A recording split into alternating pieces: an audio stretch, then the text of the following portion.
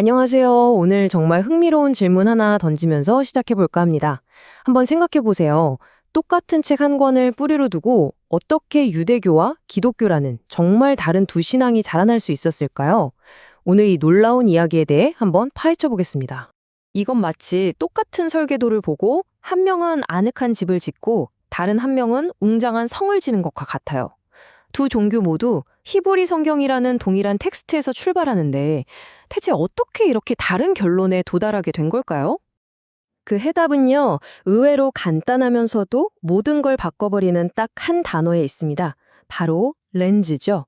어떤 텍스트를 읽느냐보다 그 텍스트를 어떤 렌즈를 통해 보느냐가 완전히 다른 세상을 보여주는 겁니다. 그럼 먼저 공통의 출발점부터 살펴볼게요. 이 모든 이야기가 시작된 곳, 히브리 성경이라는 하나의 뿌리 말이죠. 근데 여기서 잠깐, 아니 왜 굳이 렌즈가 필요하지? 그냥 쓰인 대로 읽으면 되는 거 아니야? 라고 생각하실 수 있어요. 사실은요, 성경이라는 텍스트 자체가 우리에게 제발 렌즈를 끼고 봐주세요 라고 요청하고 있습니다. 왜냐하면 성경은 어느 날 갑자기 완성된 형태로 뚝 떨어진 사용 설명서 같은 게 아니거든요. 수천 년에 걸쳐서 기록된 아주 복잡하고 다층적인 텍스트입니다. 성경 텍스트가 어떻게 만들어졌는지 한번 뜯어보죠. 자, 첫 번째, 신족인 사건, 즉 계시가 빵 하고 터집니다. 그리고 두 번째, 이 사건은 그냥 허공에서 일어나는 게 아니라 인간들이 사는 역사 속에서 벌어지죠.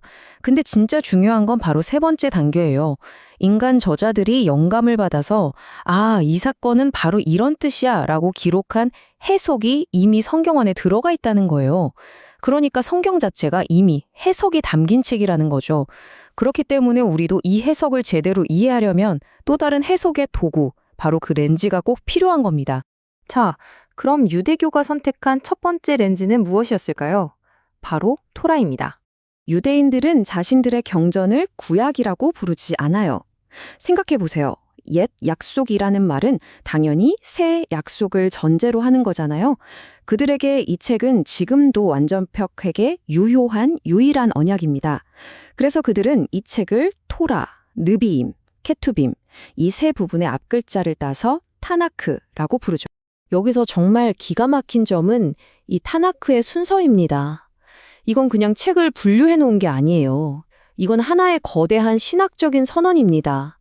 예언서도 성문서도 전부 다 토라를 기준으로 삼고 토라를 찬양하면서 시작해요. 즉, 성경의 다른 모든 내용은 이 토라라는 렌즈를 통해서만 읽어야 해 라고 책의 구조 자체가 소리치고 있는 겁니다. 이 토라 중심의 구조는 타나크의 맨 마지막 구절에서 정점을 찍습니다. 성전이 무너진 그 절망적인 상황에서 미래의 어떤 구원자를 막연하게 기다리는 게 아니에요. 지금 여기에서 토라를 지키며 살아가는 우리와 하나님이 함께해 주시길 바라는 아주 현실적인 기도로 끝을 맺습니다. 현재의 삶이 그만큼 중요하다는 거죠. 좋습니다.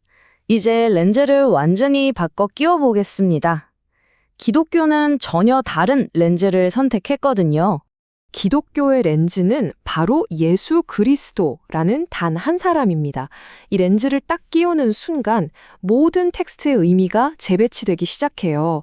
구약의 모든 이야기가 결국 예수를 향한 거대한 예고편이었다. 이렇게 재해석하는 거죠.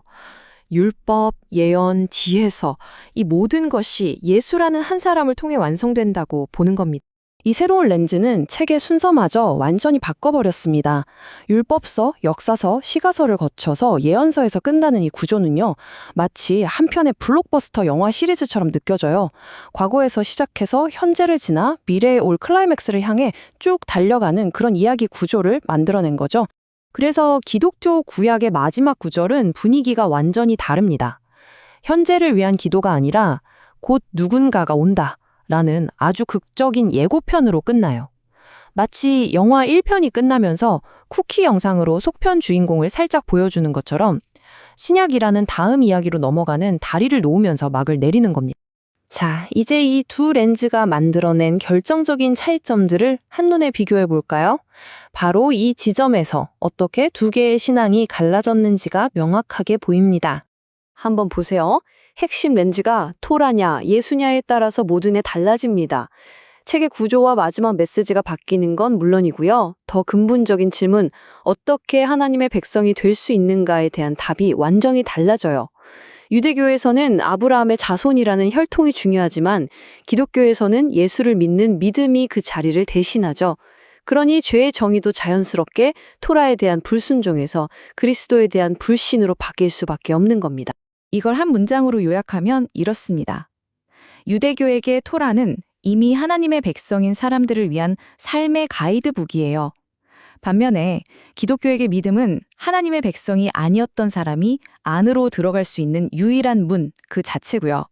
하나는 삶의 방식에 대한 책이고 다른 하나는 구원의 문을 여는 열쇠에 대한 이야기인 셈이죠. 결국 이 모든 이야기는 우리에게 아주 중요한 사실 하나를 말해주고 있습니다. 우리가 어떤 렌즈를 선택하느냐가 우리가 보는 세상의 모든 것을 결정한다는 사실 말입니다. 텍스트 자체는 그저 침묵하며 존재할 뿐입니다. 거기에 어떤 의미를 불어넣고 어떤 이야기를 읽어낼지는 전적으로 우리가 어떤 렌즈를 끼고 바라보느냐에 달려 있습니다. 이건 비단 성경이나 신학만의 이야기는 아닐 겁니다. 여러분은 지금 어떤 렌즈로 세상을 바라보고 계신가요?